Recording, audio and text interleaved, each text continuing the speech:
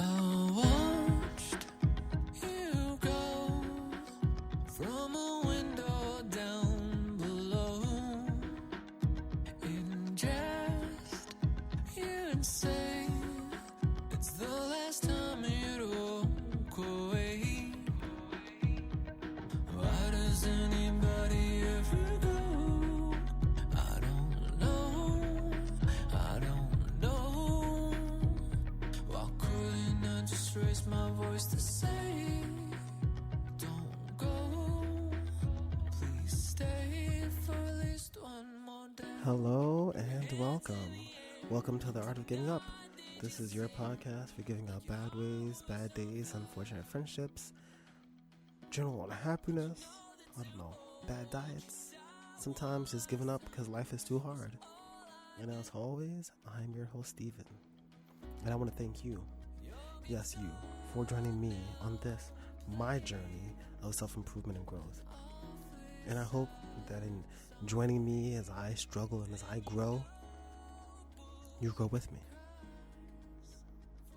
One more of your poems.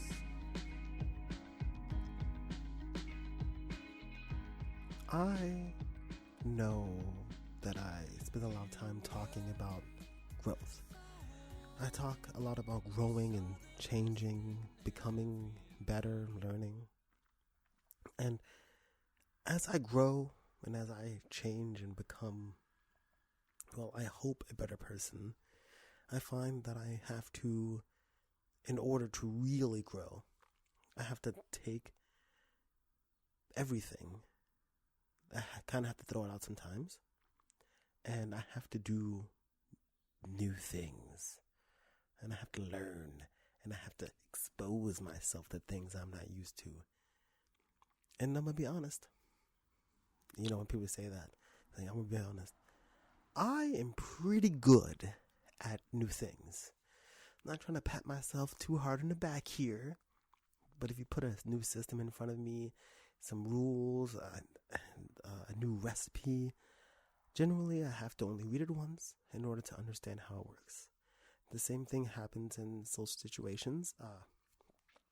Long-term relationships are really destroyed by my insecurities, not my inability to make friends and to connect with people, because for me, it's easy to walk into a room and to talk to someone and put on that kind of like dynamic, vibrant, like that kind of energy that people like.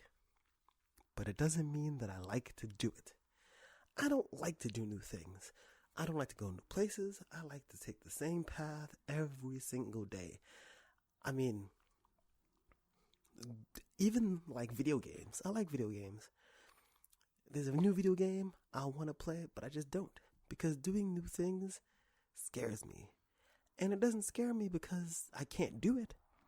It scares me because I don't feel comfortable going out of my comfort zone. So much so that even doing, you know, like I'm great at taking care of myself. I can cook a million meals. I can clean my house. I can, you know, work very hard while I'm at work. But doing things like finding new work, you know, doing things like turning down jobs because it's new and it's scary, or because there might be new people, or even, you know, developing new habits is very hard for me because I just have this weird trauma, this weird fear that like anything that I do, I don't know, I'm going to fail at. But it's interesting because, as I said before, I know what I'm good at. I know how good I am at walking into a place where there's things going on that I don't know anything about and pretending that I do. I'm good at it. Okay? I'm good at code switching. I'm good at like video game systems. I know lots of little tiny things about, you know, I probably would be good at Jeopardy. And even if I wasn't good, I'd probably be good enough to fake my way on there. And yet, really committing to doing something new, really committing to putting myself out there always terrifies me. And trauma is funny that way because I can remember always being like this.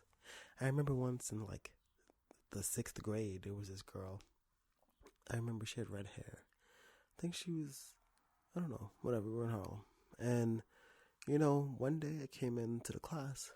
It was strange. All the chairs usually were lined up and you could walk in between. For some reason, they were organized differently, and you had to walk past every student to get to an empty seat. And I was late.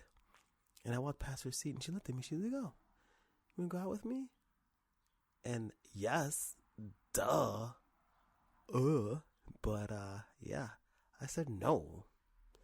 And I hurried off to my seat. And I remember after the class, we were leaving class, and she goes, hey, come here, come with me. And I was like, no. She's like, come. And I was like, why? In my head, I was like, so you can judge me more, and like, so you can make fun of me? And so I left. Then, like, my best friend at the time, whose name I don't remember, for some reason I think it was David. I don't know. Maybe I'm wrong. You know how memories are inconsistent. But I'm never going to forget that she's like annoyed or whatever, so she calls him into the room and she kisses him, apparently. That's what he tells me. And I was like, girl, I guess that, she actually did like me a bit, but I just, was full of fear. And like, that's my entire life experience. Like, I did the thing where I left high school and I spoke to some women that I knew, and they were like, oh man, in high school I totally liked you, but I didn't think you liked me if you had spoken to me. And the entire time that I did anything in my entire life, I would cowering, shivering in a corner there, like, oh, nobody likes me or wants to be near me. Even work, when I really needed work many years ago, I didn't look for it because it was scary, man. It's scary to do things. And it's funny because you would think that I dealt with like a lot of rejection or whatnot in my life, and maybe the trauma of, like, I don't know, them taking me away from my mother for no reason. It was actually wrong. And then because she had an issue with my grandfather, and them giving me to my father, who gave me to my grandfather, who gave me to my mother, maybe that messed me up a little.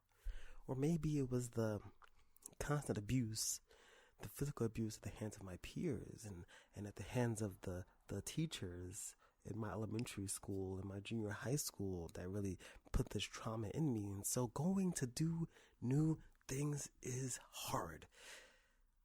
And that's how trauma works. It doesn't matter how much you know intellectually. It doesn't matter how aware of it you are. It gets you. It cripples you. It holds you down. And there's no real logic behind it. And years ago, I remember being like, well, I always say this. I always bring this up because I was an a-hole. Like, oh man, if you're depressed, go outside. Yes. Listen, when I'm sad, getting up, cleaning my house, going for a walk, those things not only help, but man, they motivate, they brighten, they make everything amazing. Because being outside, getting fresh air, taking yourself out of that kind of place does do a lot for you. It's the same way as having a healthy diet and exercising does have a positive benefit. Unfortunately, the positive benefit is there, but let's say you go outside, get some fresh air, and you meet a friend, the minute you take a deep breath and you're by yourself again, that crippling chemical depression is going to kick back in. That trauma and that chemical anxiety is going to creep up behind you, and it's going to get you. No matter what you do, it's there.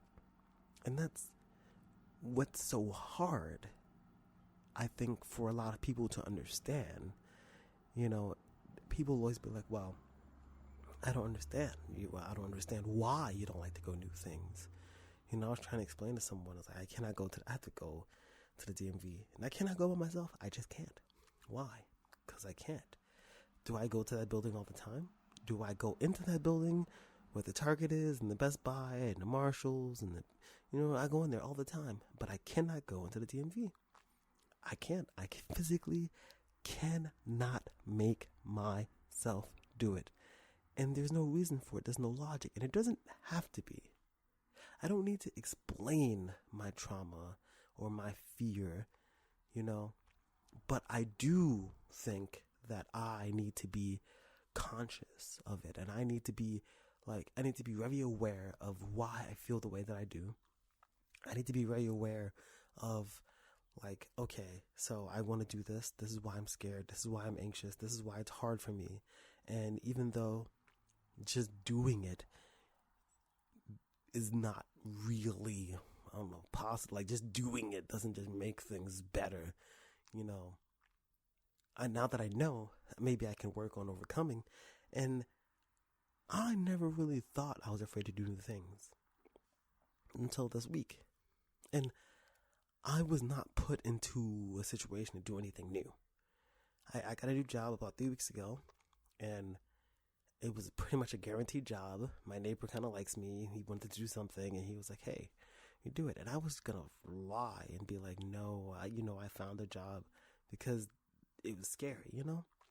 But, I did it, and I went there, and I feel like I'm doing well. Nothing in my life, I think, is new. But thinking back, I feel, or I remember the feeling. And a lot of it was in relationships. I think I wrote that in my blog last week. Like, I used to do this thing in relationships where, like, I didn't want to leave them, no matter how toxic or evil or bad they were, because I felt comfortable in the relationships. And if you're comfortable in leaving it as something new, and there's a lot of unexplored territory and stuff like that, so I didn't want to, like, leave the relationships. And I did things like not wanting to leave or get out of toxic friendships, or leave my last job where I loved my job and I did my job very well, but it wasn't doing anything for me. And I felt the end coming like a choo-choo train. But instead of hopping off, I just stood there and tried to punch a moving train in the face. Thomas the Tank Engine train living, bam, right in the little nose. So this is, so now I'm here, and there's nothing new happening. There's no new situations. The job is kind of new, but other than that, nothing new is happening. And it's good. And I feel comfortable, and I feel happy, and I feel kind of secure, and I can't let that happen. I can't allow myself to continue to feel so content doing the same thing every day, talking to the same people. I need to do something different. I need to change. I need to grow. I need to push and to move past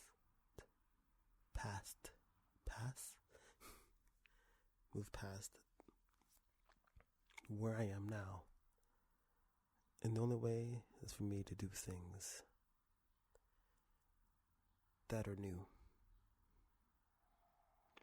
And I like science fiction a lot, and I imagine how awesome it would be if we, on the Enterprise NCO-1, when they first were going into the Alpha Quadrant, or like when Voyager was thrown into the Gamma Quadrant, or, when thinking about things like that, and it's just like, that's so cool. I want to be an explorer. I want to go to Mars. I've always wanted to go to Mars. I've always read books. I want to go to Mars. I want to go to the bottom of I want to go snorkeling. I want to go skiing. I want to do this. And I don't do any of it because it's new. But I'm tired of not doing because I'm afraid. I'm tired of not achieving because I'm so scared. I'm tired of not succeeding because I won't let myself. I'm tired of it. And I don't really know what's next, and I really don't know how I'm going to overcome this. But I have to. Because I have no choice. It's either do that or to continue to live life the way that I have been.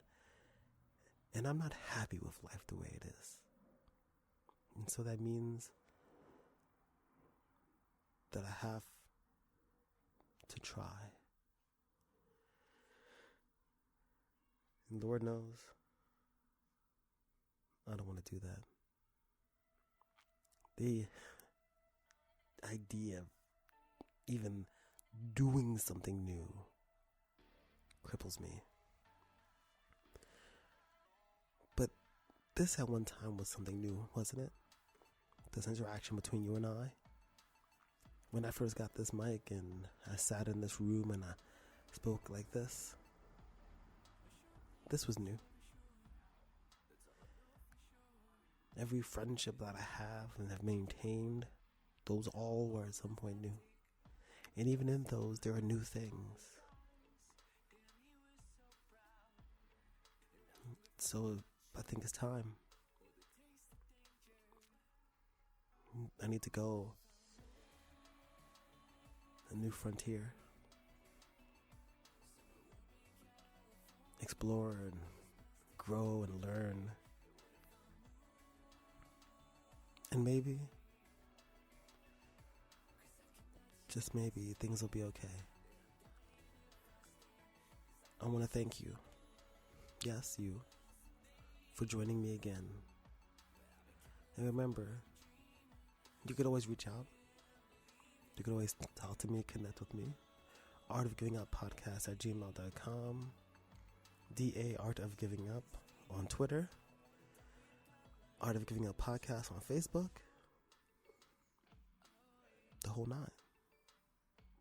That's what we're here for. To learn, to grow, to be better. So as always, remember, happiness is a habit. Peace.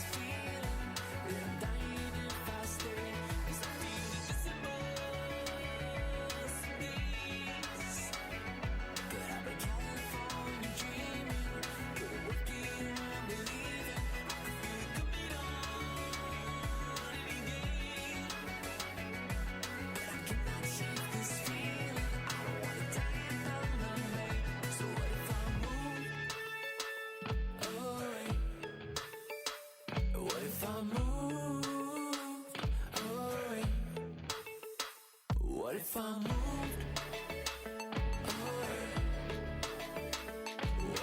moved away?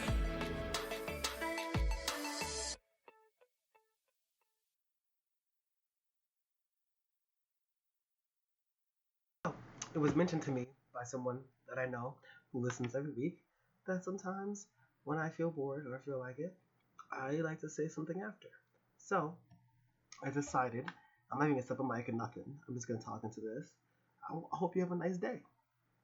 I hope that you have a great day. I hope you're enjoying your life. I hope that, I don't know, everything is good, everything is Gucci. Whoever you wanted to win at the Tonys won. I can't. The Ferryman won like best musical. I think it was pretty crazy. There you go. There's a little something extra for you. I hope that you feel the love. I hope you feel the passion. And yeah, this is what you get. This is what you get. I'm just gonna keep doing it until I get to 20 minutes. I missed time because I'm using my other mic again, and I had gotten used to it, but I forgot, so I'm gonna just make some noise now. It's pretty good. It's pretty relaxing. You know what? Maybe I should say something really important. Because I'm trying to go to 20 minutes, but I probably have something to say. Alright, so once about 6 years ago,